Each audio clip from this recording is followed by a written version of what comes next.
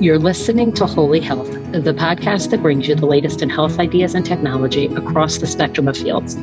While ultimately our fate is up to God, how we get there is determined by us. As it says in Kohelet, there is nothing new under the sun. We get that everything can be found in Torah. Our goal is to empower you with knowledge that may help you make better lifestyle choices. This podcast has been brought to you by Musach Haguf Physical Therapy and Personal Training Studio. Our motto is fixing the past in order to build the future. You can find us on Instagram at Musach Haguf. Hey everyone, just thought I'd jump on here with a little introduction to this week's topic. I'm really excited to be bringing you guys this week's guest. Her name is Sally K. Norton. I actually heard her, as I often do, on someone else's podcast and found what she had to say fascinating because I really didn't know anything about it. And immediately tried to contact her, and it took a little while, but I was so fortunate that she agreed to come on. And we had a great conversation. I just really enjoyed speaking to her. Sally K. Norton is my guest. She's written a book called Toxic Superfoods about the dangers of certain foods that you guys may think are super healthy, things that you may be putting into your daily smoothie, which actually can be toxic for you. And she's going to talk a lot about how she found out that information, where that information is from, and what you might feel and what might be happening in your life if maybe some of these things are actually a problem for you. But over this past Shabbat, as I was at my good friend Heather Conan's house, where I enjoy many a Shabbat meal with my family, we love going there. If you've never been to the Conan household for Shabbat, then I feel bad for you because it is a real treat. And one of my favorite things is that Heather is actually always the one who starts talking about the weekly Torah portion. And she starts it out with a question. And she'll ask a question and we will go around the table and every one of the 37 people who are usually there will get a chance to answer. But it makes for a lively discussion. It gets everybody involved. And then she ties that question that she asks into the parsha.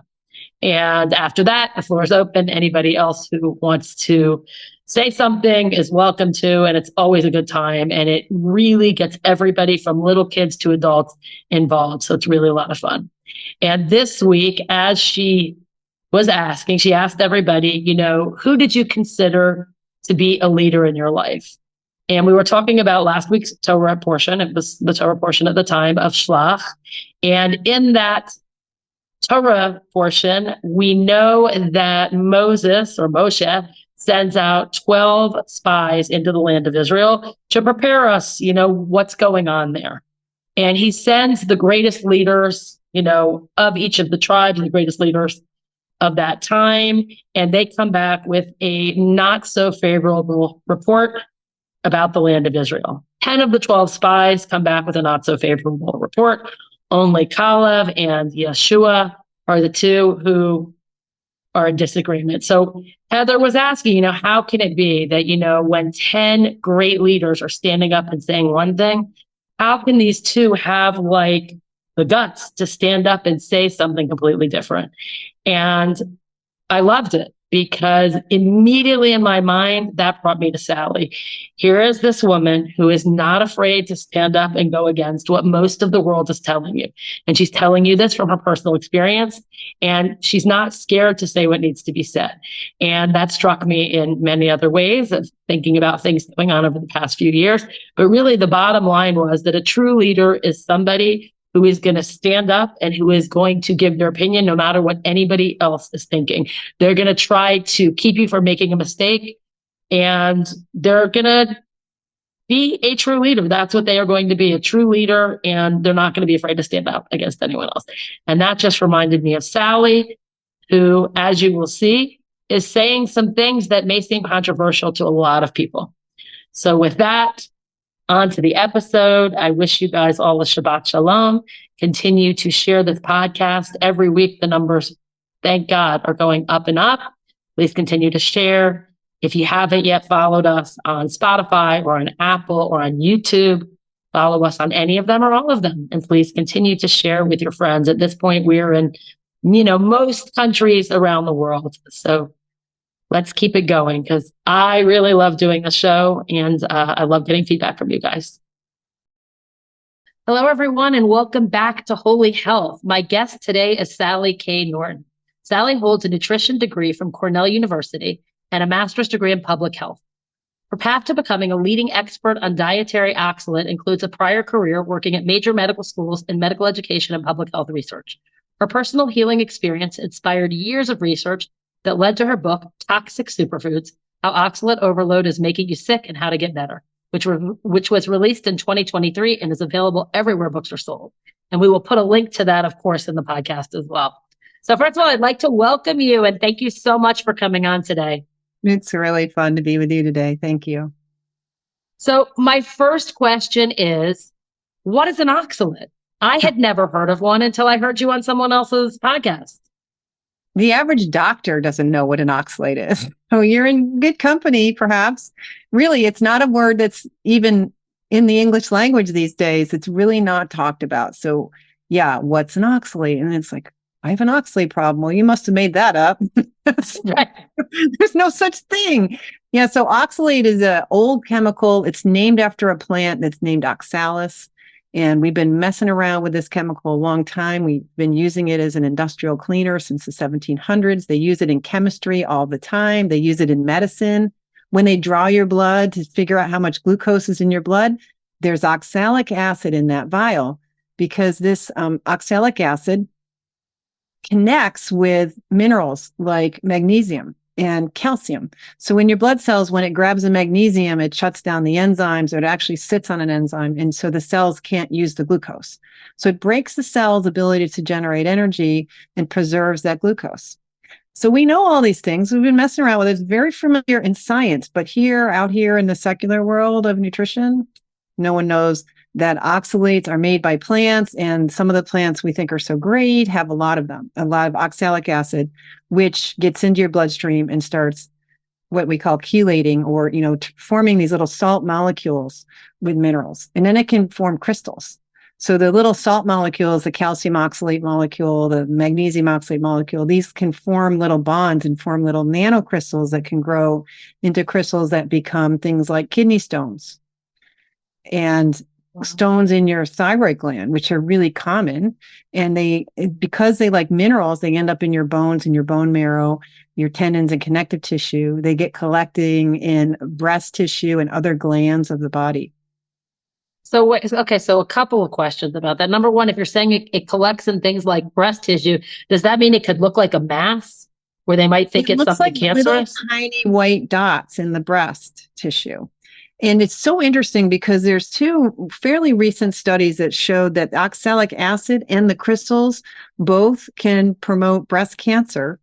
But when we look at breast biopsy tissues, we only see another kind of calcium near the tumor, and we see the calcium oxalate where the tumors aren't growing. And so for a long time, they used to think that the oxalate wasn't causing cancer and was benign. So they thought you could have oxalate crystals in your breast and be fine. And they still tend to think that because the new study hasn't been really codified as like a real thing. But what the study shows is that the immune cells come to remove those oxalate crystals. That causes a inflammatory storm and chemical situation in some people that will turn the normal breast cells into these, what they call mesenchymal cells, which can become cancer cells, aggressive breast cancer, and become bone producing cells, which produces this other kind of calcium that you see with the tumors. So you get the other kind of calcium, which is more like a bone calcium, and you get breast tumor cells together because oxalate turned on this immune damage that created the breast cancer to begin with. But now, because the immune cells, successfully remove the oxalate crystals, oxalate is considered innocent. But it's what really triggered this inflammatory response. Exactly. Okay, wow. And I just want to ask one question about the kidneys before I go on. So you're saying that this can be in kidney stones, right? So how come the doctor's not telling you that? Like I'm thinking of a friend of mine whose husband just Friday had kidney stone surgery. My ex-husband also had kidney stones removed. And I thought it was because he got very dehydrated, didn't drink enough water. But you're saying that's not the case, that it's more likely the high oxalate diet. You need, in order to build a brick building, you need bricks, and you can't build the the oxalate kidney stone brick without oxalate. And most of the oxalate is coming straight from the diet, from spinach and potatoes and almonds and things we trust, dark chocolate. And literally, it causes these stones in the body. And the doctors are being told through protocol medicine that it's just about supersaturation. And if you drink a lot of water and you dilute it, it can't form stones, which is completely not how it works. We're not little, it's if we're a flask in a science lab instead of a living being. It's like the way they're thinking. So they don't tell you, because doctors don't think you're going to change your diet and you don't really care that it was the spinach smoothie that did this to you. They figure it doesn't matter because they're told this in their training, and then the protocol medicine eliminates the oxalate piece from their training. So that's why doctors have forgotten what it is, because it's been erased out of their education. Okay, first of all, that's scary, but not surprising with everything that's going on. But second of all, okay, so you've used things like spinach and chocolate. Oh my God, you're taking my chocolate away. But okay, what are the biggest culprits of oxalates? The poster child is spinach. And the things that are worse than spinach are Swiss chard and beet greens. In Europe, they call that silver beet. So chard is the worst, with spinach being the popular one. So those are the three dark greens that are bad. The other greens are fine. And then there's almonds, cashews, and peanuts. And almonds are riding high in popularity right now all over the world. Because anyone who's keto, who's low carb, they're just using almond flour, who's celiac. Yeah, this is a big deal because you're told that you need to go gluten-free because you have celiac or some other reason. And you start adopting not just almond flour, almond butter everywhere and start snacking on it all the time because, hey, it's wonderful. And you start using things like buckwheat, which is really high in oxalate, and quinoa and teff, and these like pseudo grains. They're way worse, way higher in oxalate than wheat is. So you go from a bad enough diet with gluten in it to a diet that's so high in oxalic acid and crystals. The plants, you're also eating crystals when you eat this stuff, that causes gut damage. Gut damage is considered, since the 1840s, the major hallmark of oxalate problems from your diet. Oh my gosh. Okay. So how could I tell? How could anybody tell if maybe oxalate, that they're being poisoned? What would be some signs?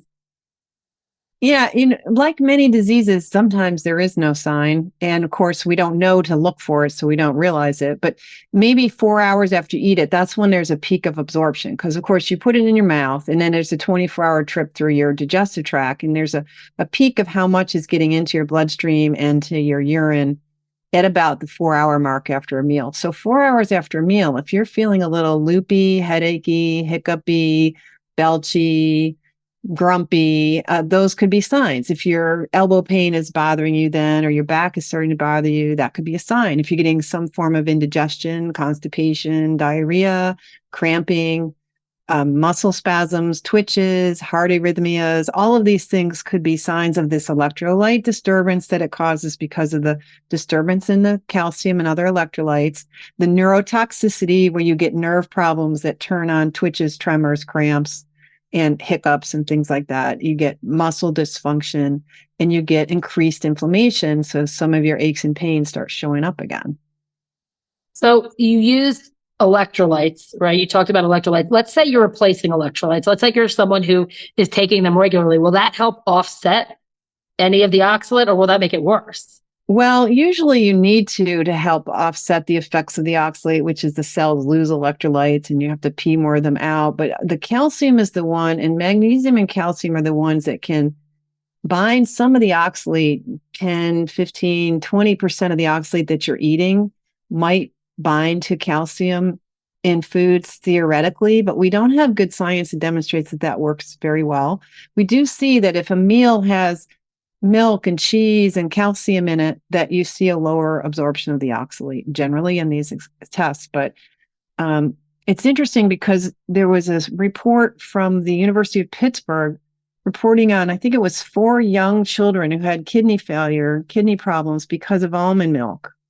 And almond milk has added calcium in it, right? And it doesn't have that many almonds. It's mostly water. And yet, even this calcium-enriched water solution of almond juice is causing kidney problems in certain children. So that tells us that it's not offsetting it enough. It might offset it some better than no fortification of calcium in that product, but that's not protecting the children enough. That's really scary. Like I literally, before you and I got on, I was looking at like a natural health group, one of the various WhatsApp groups that I'm on. And somebody was like posting a recipe for almond milk and talking about products that they're making with almonds. And that's where you expect to find a lot of this, right? Is in like a natural health, like people who are looking after their health. So here you are talking about all of these foods that most of the world is touting as like exactly what you're saying, a superfood, super healthy, but really people end up, I guess, slowly killing themselves because it sounds like it actually will build up over time and create crystals over time. Exactly. And that's right. Because a lot of us limp along in a good enough life until we hit our 40s. And then they start blaming age and blaming your hormones. If you're a woman, oh, you're getting premenopausal and all that. And it's just a female thing. And you get dismissed, but it's really because, they start you off on potatoes and sweet potatoes pretty early in life and let you have chocolate cake when you turn 1. And it goes downhill from there.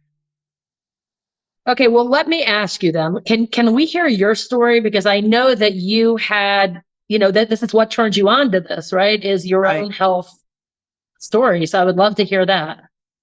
Yeah, well, the final answer of the story was like, if I didn't know this with all of my background in nutrition, public health, with all my colleagues in medicine and alternative healthcare and all of that, none of us knew about this. And I was poisoning myself my whole life and probably had problems with this as a young child. Definitely when I was 12, I was starting to get arthritis and back pain. And then by I was 19, I had this foot problem. And then I had to drop out of Cornell for 4 years to have foot surgery. My feet kind of got better, but I was still not able to go barefoot or run or do sports. I had to give up all like vigorous athletics and settled for yoga, most and swimming. Those are the only things I could do. Until I turned almost 50. Right before I turned 50, I went on this diet and now my feet work. I suddenly cured a sleep disorder. I'd had to left my career at a university because I was falling apart. I couldn't focus. I was in a lot of pain with my back and had to kneel at the desk while writing research grants. And I was bleeding to death with small fibroids and needed a hysterectomy. And they got in there and everything was messed up. Now, I've been a health nut since I was like kindergarten, literally. I would run home from kindergarten and say, Mommy, we're supposed to eat this. Like, I've been into this forever. I was 12 when I decided to get a nutrition degree to help people not get sick. And here I am in my late 40s. They cut me open. They see total endometriosis all over, scarring on the colon, blood in the pelvis. The ovaries are a mess. He's like, we got to get these out of here. I'm on epidural. We're talking about what to do. Oh, God. It's crazy. All this comes out. I didn't recover from the surgery well. My endocrinologist sends me to the sleep lab. I learn about the sleep disorder. My guts have been a mess for ages. And lo and behold, through this long, tormented process, I realize I have to do this low-oxalate diet. And lo and behold, I can read again. My sleep is getting better. My energy is coming back. My feet came back. Now I can wear heels. I can go barefoot. I can run after 30 years of foot problems. And I'm like, wow, I'm weird. Holy cow, this oxalate stuff is really messing with your connective tissue and your brain and your sleep and your healing. And so I thought I got to start telling people about this because if there's anyone else out there like me, no one will tell them. Kidney stone or not, nobody's telling you, sweet potatoes are not good for you. Well, you can't eat them every day. I was eating sweet potatoes every single day as my starchy staple because I no longer could eat the grains or beans. I have a history of vegetarianism. And so that was my way to get carbs. And it was delicious. I mean, it took a lot of beautiful butter and salt. It was great. I was happy on it, but it was ruining my health. And I had no idea. So this is, you have no idea to connect your healthy, perfect diet to your falling apartness. So, but you should. It should make sense that if you're falling apart, there's something wrong with your diet. But we're so brainwashed. The secular world has told us for 400 years, we should look to fruits and vegetables for mortal salvation. They are going to protect you from lifelong suffering and help you live long and maybe live forever, So the truth is shocking. Like I had to get over that whole brainwashing and realize that no, plant foods are contributing to the diseases and physical suffering, mental suffering that we're all trying to solve in public health. And we're not solving. We've got fatter, more unhealthy people on more drugs, more problems with mood and behavior than ever before. People are shooting each other like we're not well. And so, these plant chemicals, especially oxalic acid, have neurological effects that are contributing to bad moods, bad behavior. And plants are so beautiful and luscious and appealing and so cute on a magazine cover, cute on a book cover, that, they're colluding in this deception that we're doing to ourselves, believing that somehow you can eat an endless amount of these healthy green and yellow and red and rainbow colored things, and they're good for you. But it's actually leading to our downfall. So, are there any of these things that are good for you that you can eat? Are there any fruits and vegetables that are good that? Well, there are low oxalate fruits and vegetables, which brings you to a low oxalate diet, which is good enough for feeling a lot better. So there may be other reasons for not eating a lot of plant fiber and plant chemicals. There are lectins in beans. And so the beans are high, the white and the black beans are high, but peas are not so high. So hummus and, chickpeas, black-eyed peas, green peas, those are all fairly low in oxalate and quite edible if you know enough to soak them for 3 days in a high pressure cook or use a high heat cooking method to disarm the lectin proteins that can also be gut damaging. So if properly prepared, again, plants have to be treated with respect, especially the beans and seeds.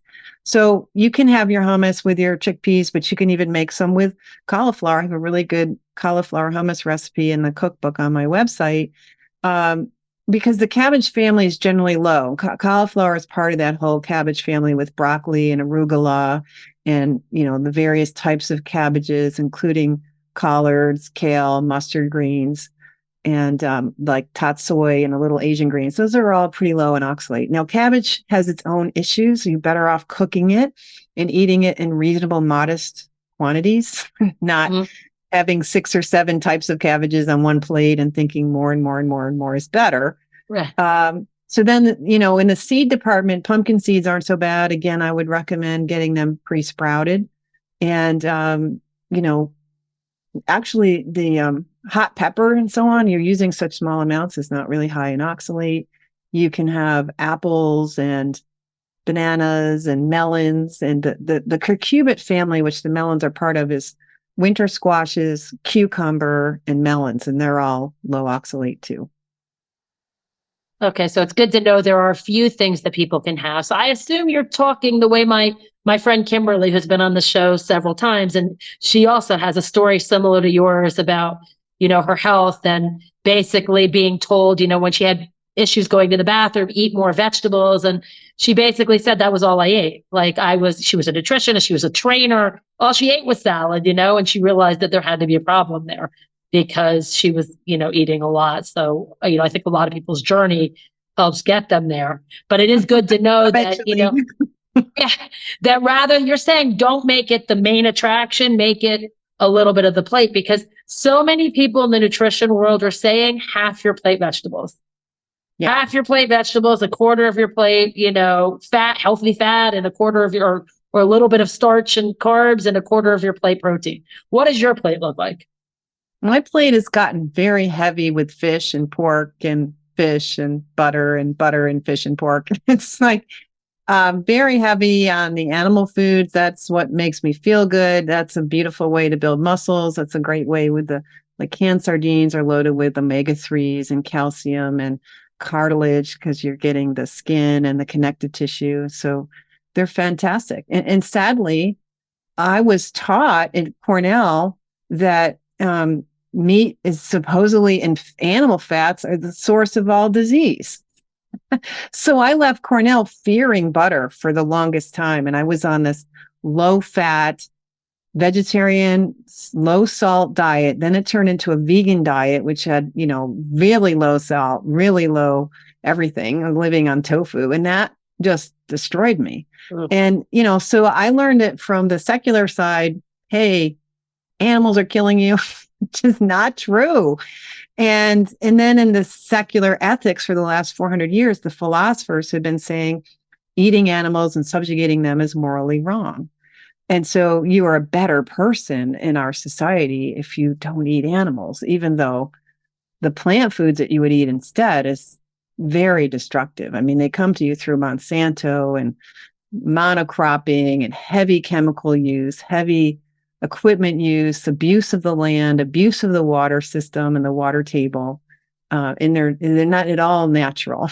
It's like, didn't the Bible said he gave us grass so the cattle could eat grass so that we could eat? Like, it did say that.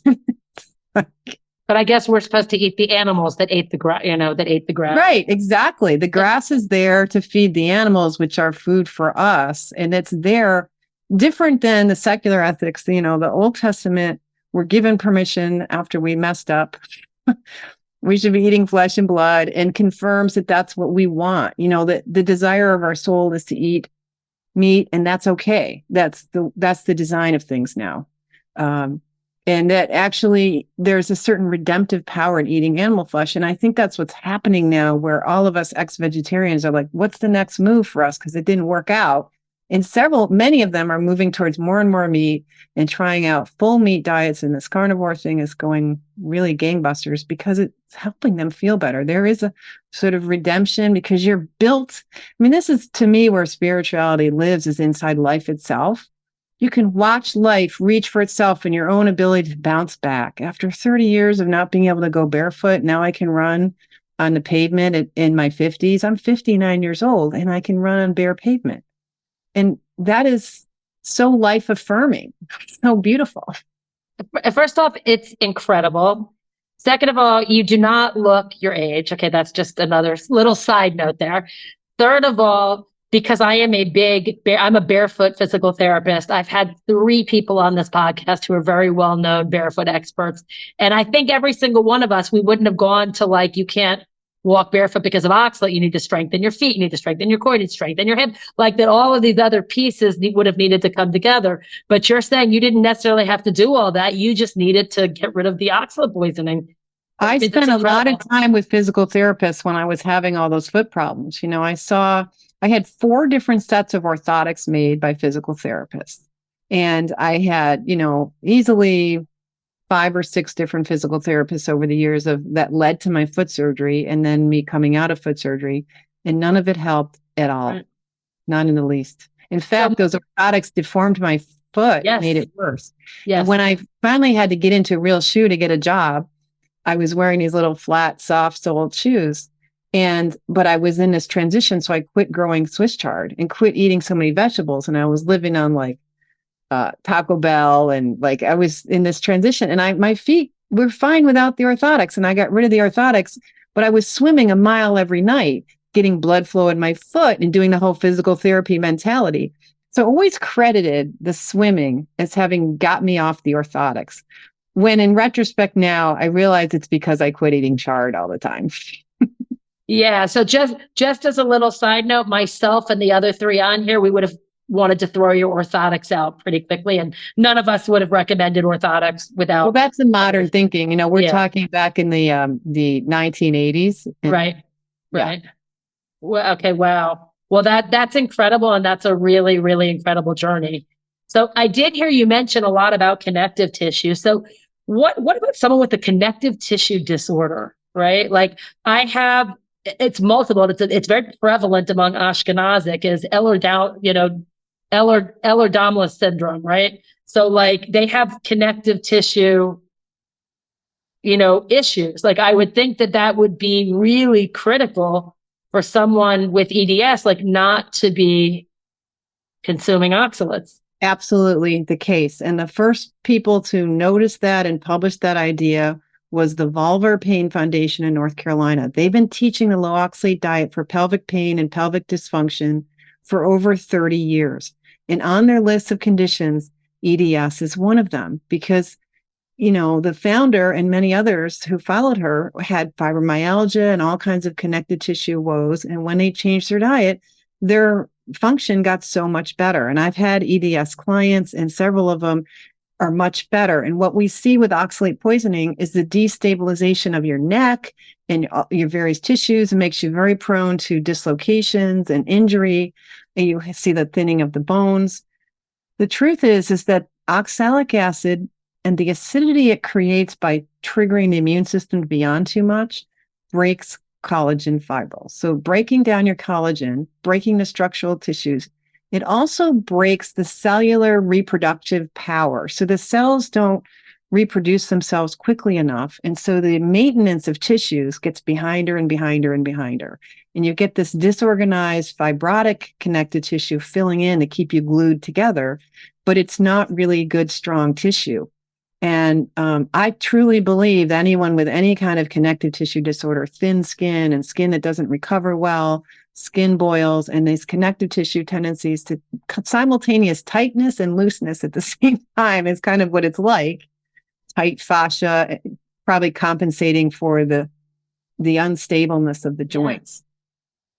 And it's interesting because when people explain, or I explain to people things like that, often the body will sometimes people feel tight, but if you actually look at their joint motion, they're not tight at all. It's an internal feeling of tightness.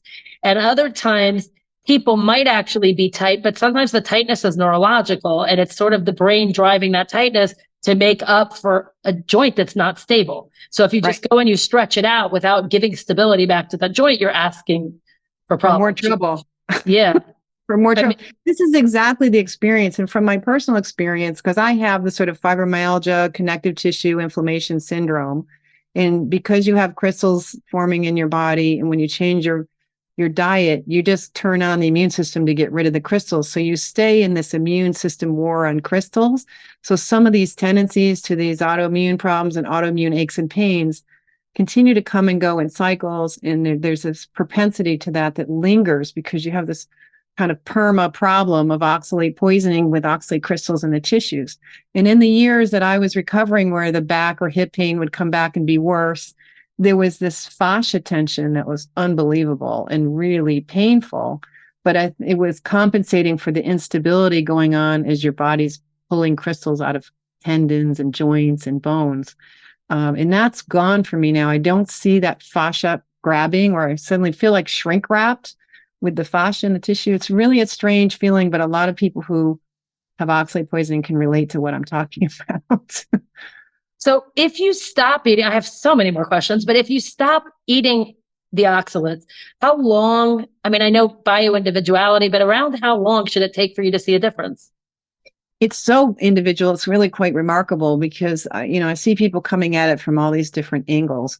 Usually, if you get rid of the almond, spinach, and like the whatever thing that you've been leaning on hard, that's enough where they start getting higher function, better immune function, infections go away, headaches go away, sleep improves, aches and pains are less, your digestion can get better. But there's also the problem of if you go low enough, the body's like listening for what you're eating and recognizing oxalate in the diet and recognizing that it's not coming in more. You stopped eating it so much that it's not coming into the bloodstream, and the bloodstream levels drop. The amounts in the kidneys and in the urine drops. So the body's like, oh, coast is clear. Now we can clean up this mess. And it often starts with the kidneys clearing out oxalate. You got to be careful to not get kidney stones as you're removing oxalate and resolubilizing it. It mobilizes from the tissue, goes back into the blood and the urine, and you can even get kidney stones after you stop eating the oxalate from the old stuff you used to eat. So that's a little weird. And some people, they don't see that heavy clearing. If you have a lot of that going on, if you're clearing out your shoulder and your frozen shoulder and your stiff neck and your thyroid gland and your salivary glands and your marrow or wherever it is, all at the same time, you can be really overloaded with mobilized oxalic acid in the blood and in the urine and the kidneys, and that could be bad too. And it tends to give you weird blood values, and you think, oh, my liver is going bad, or there's a lot of chaos that goes on in this process.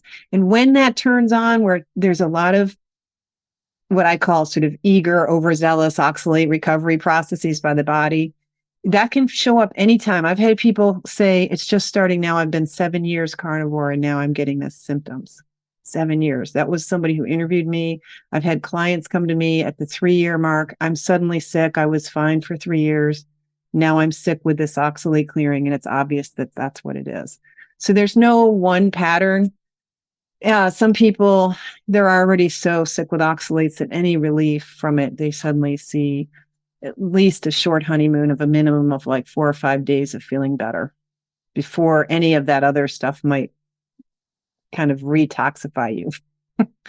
So that's why it's good to go slow and just start with the worst offenders, the spinach and the almonds and the chard and the piles of potatoes at every meal. You start slow with some of that stuff and you can feel better and stay feeling better for a pretty long time sometimes. I like that because I think that when people try to do too much too quickly, you're just bound for failure. And so I like that idea of just taking out the worst offenders. Now, there were a few other things that I heard you say that I'd like to mention here. I've heard you talk about chia seeds and hemp seeds. And how are those on the oxalate counter? They're terrible.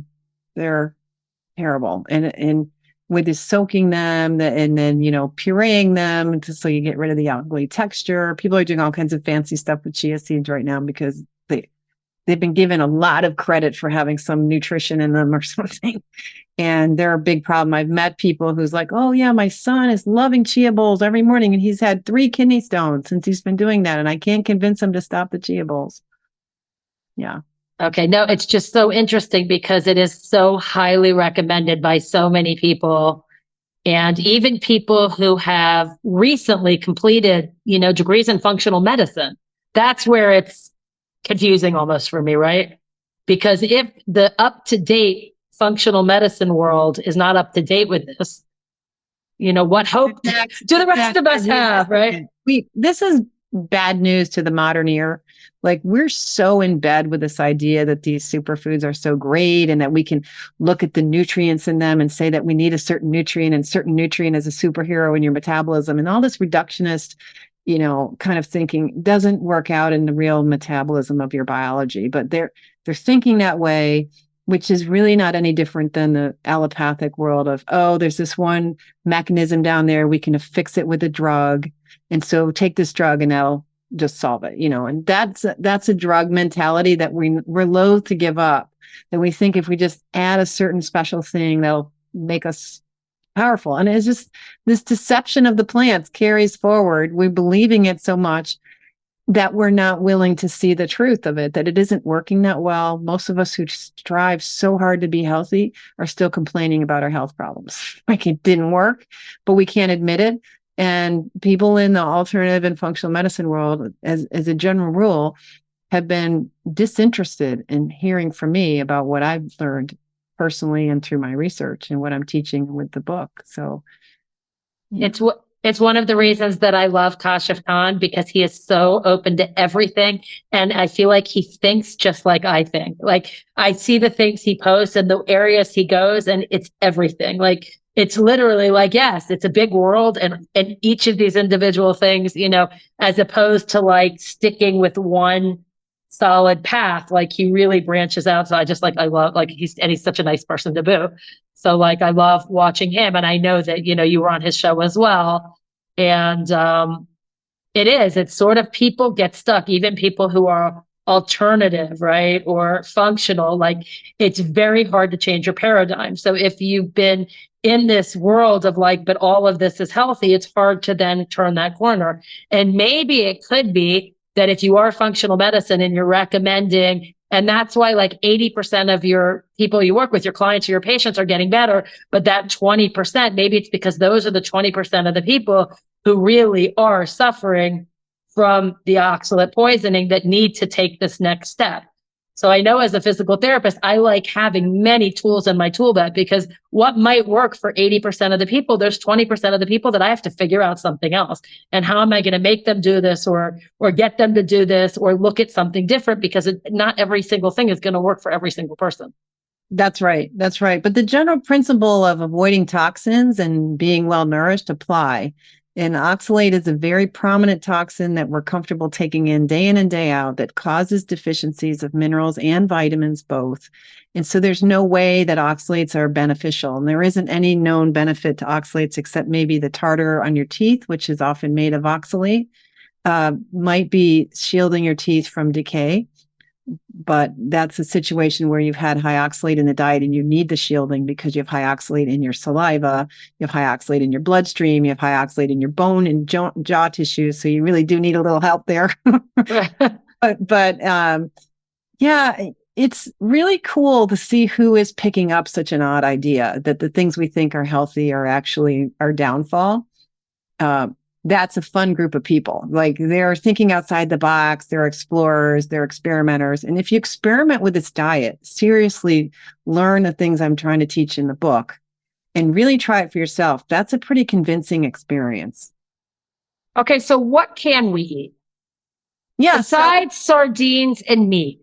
Like, Yeah, what if the you animal like? foods are low. The animal foods are low. All the lettuces are low, and the other greens, except for the three we mentioned. So there's plenty of salads to be had and green vegetables to be had. You can have some zucchini, but you can have the winter squashes. We talked about them. There's several fruits that are fine. We talked about them. White rice is fine, especially if you soak it ahead of time and deal with the phytates. I like to add um, bentonite clay to help pull out the arsenic as well. They say that the Asian rice is not nearly as contaminated with arsenic, so I like to choose organic and everywhere I can and choose things grown in areas where the soil is less contaminated. And they just haven't used as many arsenic herbicides and things and pesticides. So there's plenty to eat, and thinking that there's nothing to eat is just, kind of an excuse to not change what you do. Okay. So I want to circle back for 1 second because you did speak a lot about calcium. So I'm thinking of calcium and loss of calcium and osteoporosis as women age. And is there some connection with oxalates and the loss of calcium and osteoporosis? Like, am I just drawing something that's not really there with the oxalates, or is there, I'm not sure, some type of a connection? Is it binding to the calcium and then? There are many ways that oxalate is probably the prime reason we have osteopenia and osteoporosis. Absolutely. I am 100% convinced that these plant foods are what's creating osteoporosis. And there's several ways this is happening. So as you absorb oxalic acid, it's probably lowering calcium levels in the blood. So you have to get some calcium from the bones to replace that. It's also causing acidity. So you have to get more minerals from the bones to correct the acidity. So every time you eat this acid causing, mineral leaching, calcium destroying oxalic acid, you're taking away bone tissue every time. And you're leaving yourself with a toxic immune situation where you tend to have more acidic metabolism because you have more immune activity. So you keep correcting that acidity with your bones. With your bones. So you keep using your bones in order to keep your alkalinity correct in the blood and to keep your calcium levels correct. And that's critical of the body because with the wrong electrolytes and calcium in the blood, you have heart arrhythmias and you can have a heart attack. So you don't think, though, it has anything to do with estrogen? Like, is there anything to do with hormones and maybe an interaction between hormones? Well, you certainly need adult hormones to think well, function well, and have good bones and be well enough to stay active. But, those of us who have eaten this perfect diet our whole lives have osteopenia and osteoporosis. We exercised all the time. We were like goody two shoes on our health, and we get osteoporosis from this diet. And it recovers. You'll see on my Instagram, I put some pictures of the graph of my bone density. I had osteopenia in my 40s. And then about 5 years on the diet, through 4 or 5 years, I now have normal bone density according to the DEXA scans.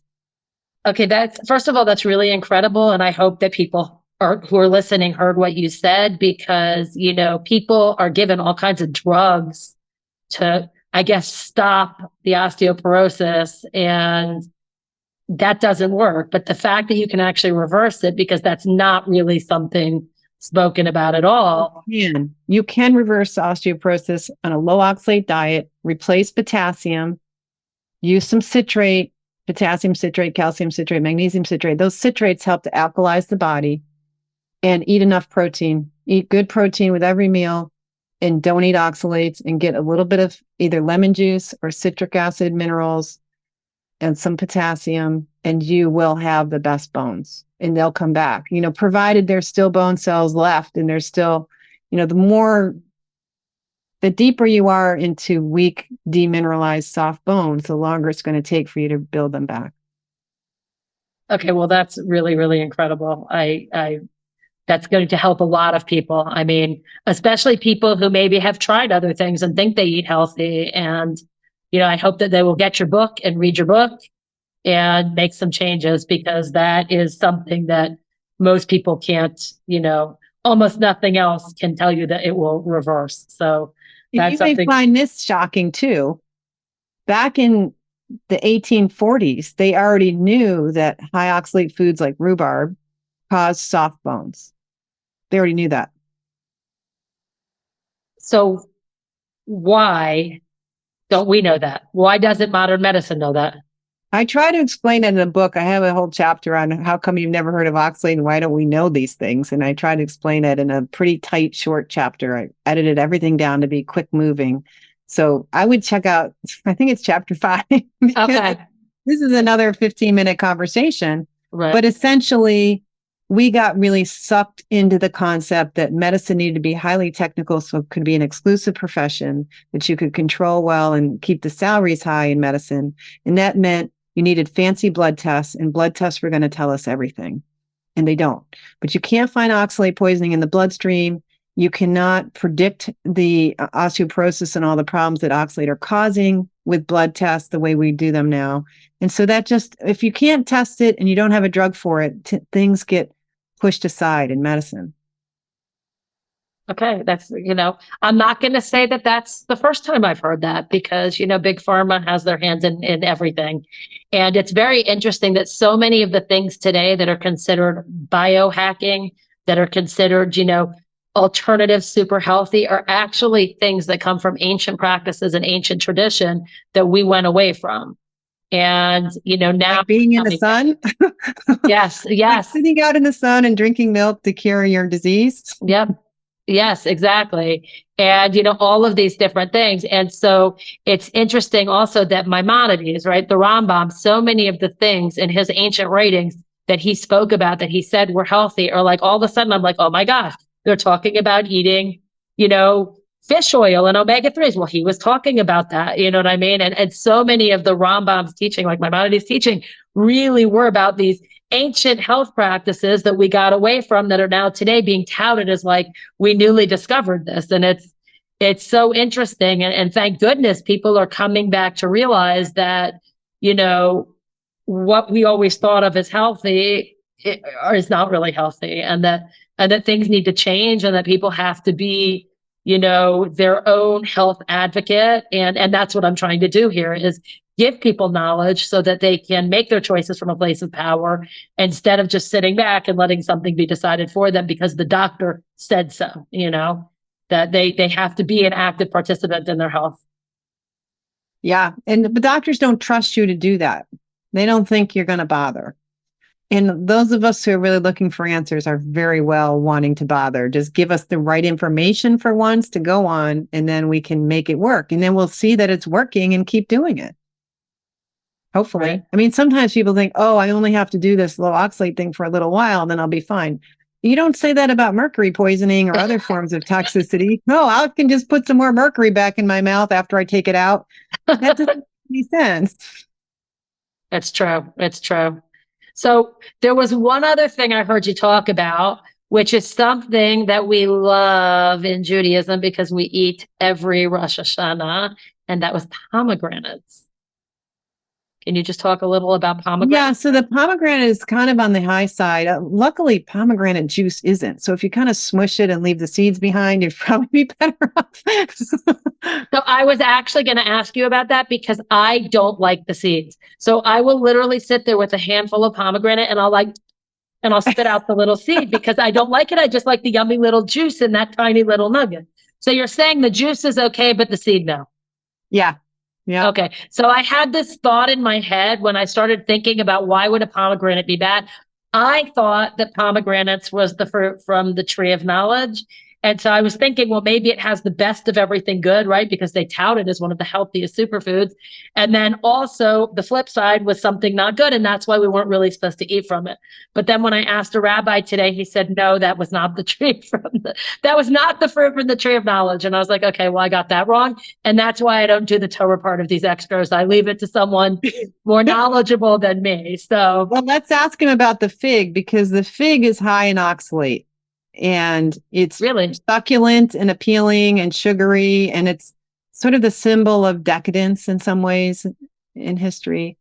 so interesting, because I know that in the pictures of Adam and Eve, they had them wearing fig leaves, right? Right. And he did mention fig, but I don't remember what the other two things were. So I'm going to ask whoever does this extra, we're going to have them talk about really what were the fruits that were thought to be, and let's see which one has higher, lower oxalates, because that would be an interesting, interesting the tree little of knowledge was there. a fig tree. It was, here's the leaf you need now that you've you've done such a big boo-boo here. Right. And maybe it's because we've also, you don't think it could be anything to do with us tainting the soil, making the things worse, or? Well, in terms of modern science ideas versus like spiritual concepts that teach us like how to live, from a modern science perspective, the more stressed a plant is, the more oxalate it creates, because oxalate and these defense chemicals are for plant defense. And so if there's a pressure with funguses, insects, wrong soil, they produce more oxalate. So it varies, one season to season, how much oxalate is in a food. If there's a lot of rain and mold, if there's too much calcium in the soil, too much humidity, these all affect the oxalate production in the plants. Oh, okay. That's really interesting. And if an animal is eating plants that are high in oxalates, will it affect their meat?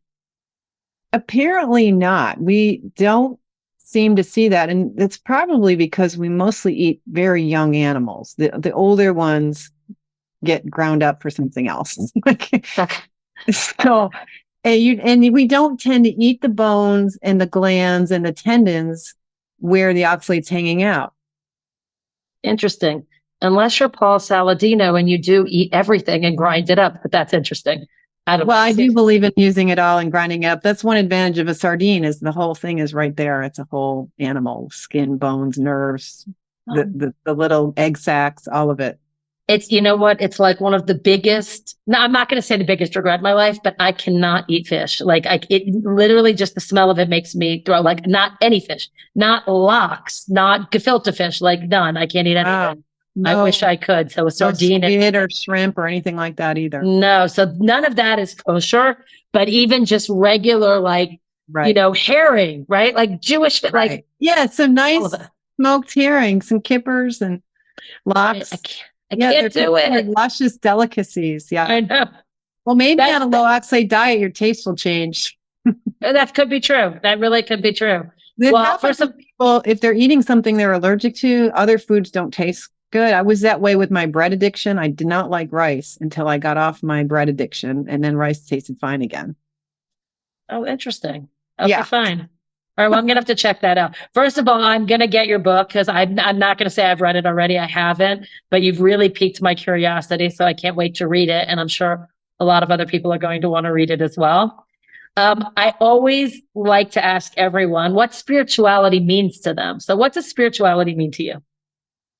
I really think spirituality means being in tune with all the goodness of life, like what it's like to be basking in sunshine, what it's like to be breathing and moving and interacting as a living creature. I mean, that's, the sort of lightning bolt of God is life itself, and really being in that sense of I'm alive. I can trust the sun and the air to nourish me. Things are designed for my good generally, and just accepting the goodness in life by knowing that you're breathing, you're a miracle. Every little bat of an eyelash is some miracle we can't really fully explain. And staying in that sense of wonder and appreciation and trust is spirituality to me. Well, I really like that. Thank you so much for that. And where can people find you? I have a website called SallyKNorton.com. You got to remember the K to get the right Sally. Sally Norton. So find me there. You can get my lots of free information. There's a cookbook there. You can sign up for an email list. And I try to get around to emails sort of frequently, maybe 3 times a month. uh, so I won't bomb you with much, but that's a way you can stay in touch when things are happening. There's some things that'll be coming out this year. And you can send me, your feedback, or if you have some really great news about the oxalate story helped you. I do share stories through my email of people saying this is what happened to them and how they're so much happier on this diet.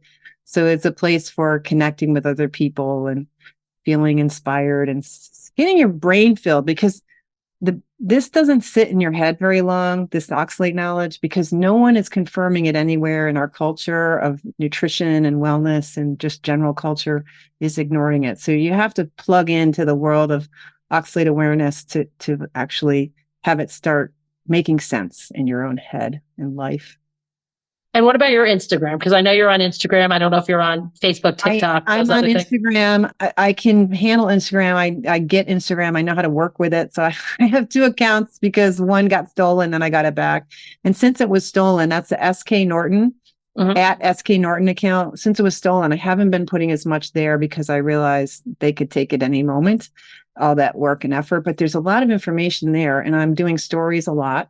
And I also have Toxic Superfoods _ book that I made that when I lost my other account and tend to focus more on book stuff there. But I am there. I'm checking it a lot. I get too many DMs as it is. But if you have a great story or you like the book, you can DM me through Instagram too. Okay, well, that's great. I'm going to link all of those things. I just want to thank you so much for coming on. This was such a great conversation.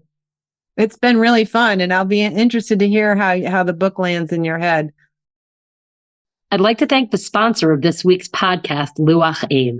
We build websites that soar. You guys should totally go check out my new website, holyhealthpodcast.com, to get an idea of what Low-oxalate could do for your business. Contact Sarah Lee at +1 845 596 0842. She's going to help you bring your ideas into a tangible business presentation, whether through graphic design alone or a whole new website. Use code HOLYHEALTH for a special discount. Hey everyone, welcome back. I'm here today with Edan Green. I know you guys remember Edan. She's been with us several times over the past year. She's one of our youngest, I think she is the youngest Torah experts that we have on. And I love what she says whenever she says it. So I'm looking forward to hearing what she's got to say about this really, really interesting new episode. Thank you so much again for having me. It's really such a pleasure. It's really just always this pursuit of knowledge and just an acquisition of so many new things that I didn't even know existed. And the beautiful part of associating that to Torah is really such a gift. So something that was discussed is the oxalate poisoning, and these, questions as to like what is proper to take in and what's healthy, and kind of all these big questions that are found in all these different food groups and different lifestyles. And I think that really like this podcast and the message of this health kind of journey that Sally went on is really just this declarative statement, what Torah has been whispering into the world for, since the creation of the world, essentially. And that's something that I hope we'll get into, that this conversation really started at creation and just continues through the ripples of the effects of that. So something that Chassidut talks about, something that all Torah sources really validate, is that we live in a physical world saturated with spiritual essence and reality. And so when we look at the world, it's, kind of in the text of, Shai Levi and other Hasidic sources, they say, nitzotzot, we live in a world of all these hidden sparks that really serve as these spiritual reservoirs of living in this desert of searching and questioning and challenges, that we're able to find these oases of what it means to understand. And we use them through the methods of health or medicine, technology, and all the different kind of holistic tools that exist within the world. And so something that I wanted to dive into and in that questioning is really that Shivim Panim min Torah, that there are 70 ways of understanding the Torah. It's a common phrase in Torah learning, is that there's so many different interpretations. So when you take something as potent and impactful as health, that there has to be so many different layers and so many different streams of consciousness that come from that source of goodness and godliness and truth, but they really all trickle into different areas. And so people need to find what relates to them. So something that I wanted to talk about is definitely Torah and interaction with nature and kind of different examples from that. So the first that I'm hoping sets kind of the tone of hopefully the message that's found in here is from the Gemara. It's a story with Rabbi Yeshua ben Korcha, the Rabbi Yeshua Gamliel. And it's conversation with him and a non-Jew. So I'm going to read the text. It says, a certain Gentile asked Rabbi Yeshua ben Korcha, why did God choose to speak to Moshe from the midst of a bush? We know the revelation of God to Moses was at this saneh, at this burning bush, this physical and spiritual phenomenon. The question is from why this little place? It says, he answered him, had he spoken to him from the midst of a carob tree or a sycamore, you would have asked the same question. But since I cannot leave you without an answer, why from a lowly bush? To teach us that there's no place that is devoid of divine presence. And so when we look at the smallest things in life, from vitamins and seeds and different kind of methods of approaching health and approaching what we take in, not only physically, but spiritually, what we ingest, that there's godliness within all elements of that spectrum, that we live in an all-encompassing divine world. And so I want to kind of start from the beginning with that and see how that really affected and set a shift. And this is really from the catalyst of, every debate and questioning of health to follow in the world is the first kind of stepping out of what was told and to question. And that happened with Adam and Chava. And something that you discussed with Sally within the podcast, but I think was really beautiful, is the question of what was the fruit. And so I tried to do as much research as I could. It definitely is a machloket among different commentaries, but I think that even within those commentaries, we receive such depth and such sweet Torah. So hopefully we get to discover that together. So I think the first thing important always is when you meet someone, you have to know their full name. You have to know the essence of who they are. And so when we learn in the story of Adam and Chava and the tree of knowledge, we say Eitz Pri Hadat, right? The fruit from the tree of knowledge. But really that's selling it short. It's Eitz Pri Tov V'Ra. That's Tovara, the knowledge of good and bad. And so already we've been introduced into the world, this reality that there is good and bad and that there's a separation for them. And how can we figure that out? And I think that possibly maybe something that Hashem was hinting to is that maybe that's something that we're not able to sink our teeth into, quite literally understanding the difference between good and bad. And maybe that's why we have all these deep philosophical questions for ages to come and ages past of why do good things happen to bad people and vice versa. Why do we have these questions of not being able to associate goodness and negativity and not being able to comprehend that, because that's a human limitation. And so within that, biting into that quite literally is the first step out of the barriers of what it means to know goodness and bad. And so when we look at health through an objective pursuit, it's hard because you could have someone that says that spinach is great for you and someone that says spinach is not good for you. And so which one is it? So that's the same search, the same vernacular of what is objective truth? What is really good for me? What is something that's special for me? What is something that will be beneficial for me? And we see that all the time in spirituality. Some people resonate more with Musach Torah that is strict and stringent and boundary and empowering in that way. And then some people connect more through the route of Hasidut, through kindness and spirituality and almost that fluff. And so there definitely has to be a balance of the shift and hopefully pursuit of equilibrium between the two. And I find it actually really powerful among the machloket of when things went awry, pun intended, is that actually commentary, a very common commentary of what this fruit was, is actually wheat. And if we see that in the world that we live in now, bread is a huge source of controversy. Is it good? Is it carbs? Is it bad? Is it fuel? How do we associate that? And in a spiritual and kind of expansive of not just physical health, but even financial health, financial stability, that mazon is the kind of representative and a symbol of parnasa, of sustainability, and what we kind of rely on in the physical world. And so this question of what is good and what is bad definitely has, been a catalyst of this paradigm shift in human history from the bite of Adam and Chava.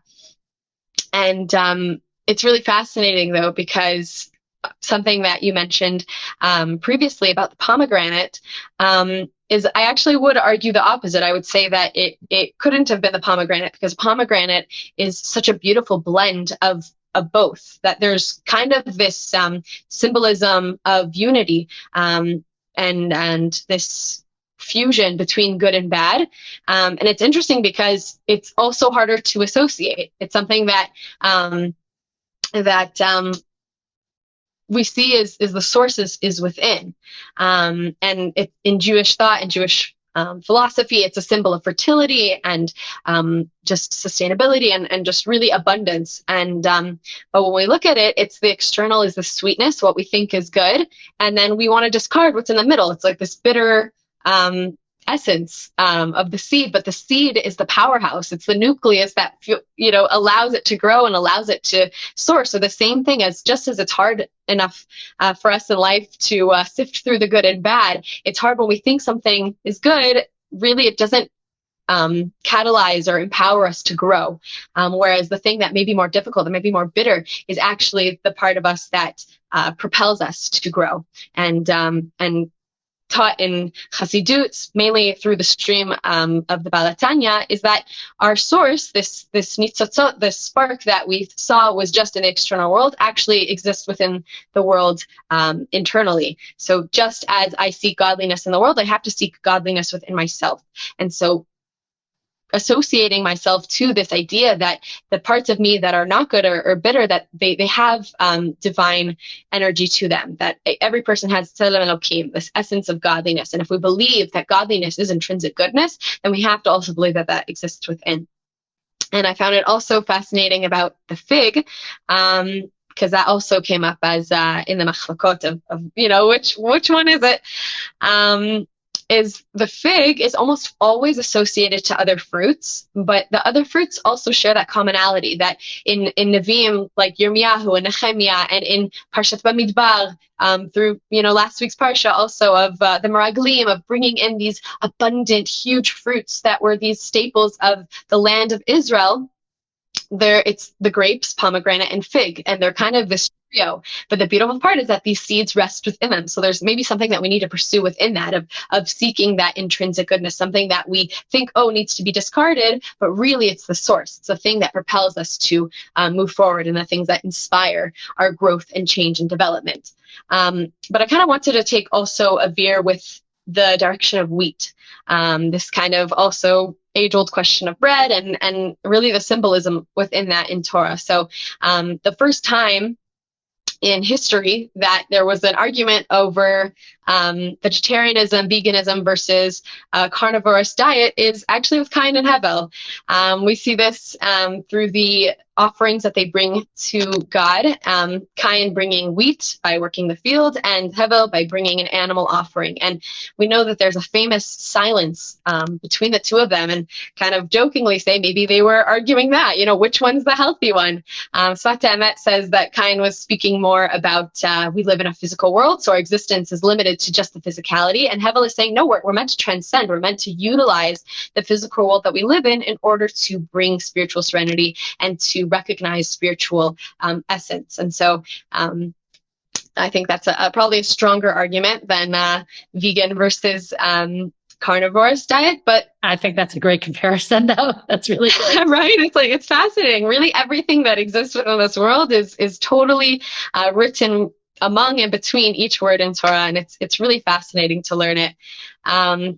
And I think that there's a beautiful essence, though, where Shlomo Katz brings in this Torah. It's just stunning, of maybe this was an opportunity for something a little bit deeper than what you could give. It's what you could receive.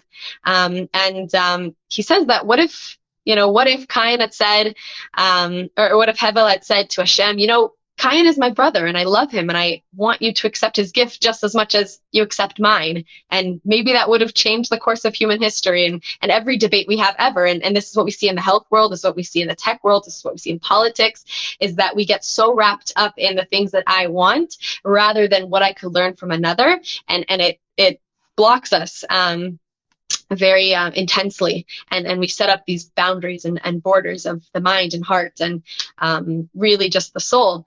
And within that kind of mentality is Pirkei Avot.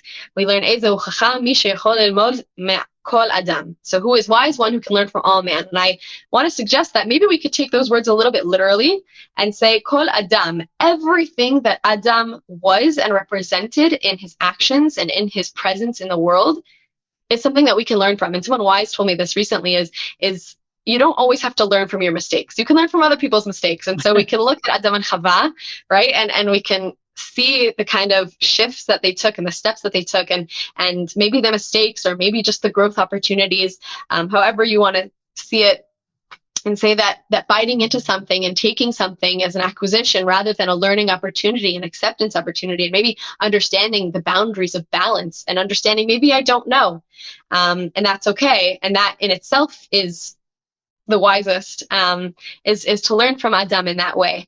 And I think that is really kind of what brings us to, the core, so to speak, of especially the pursuit of knowledge today.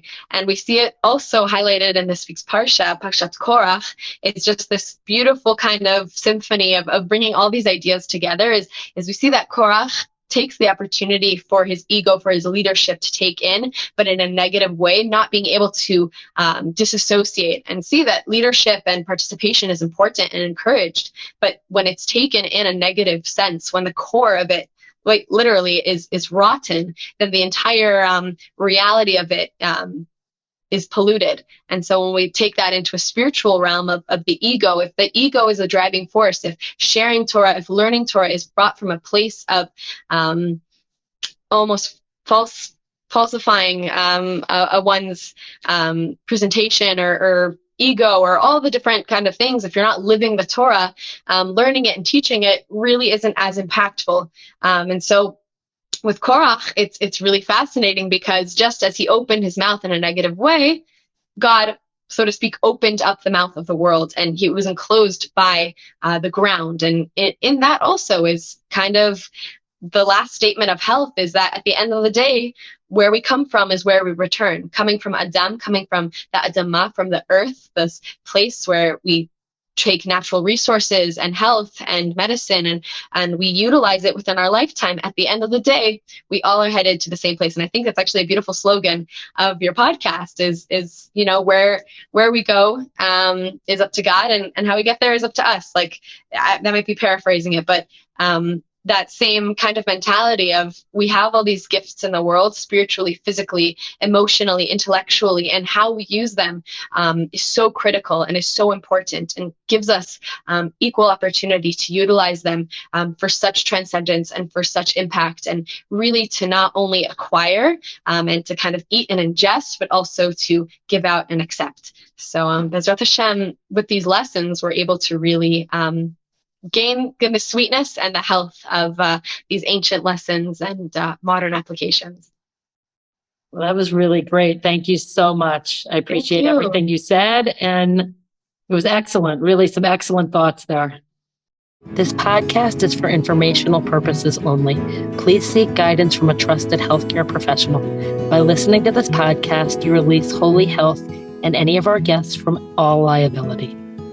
I'd like to thank Joker Productions for editing this podcast.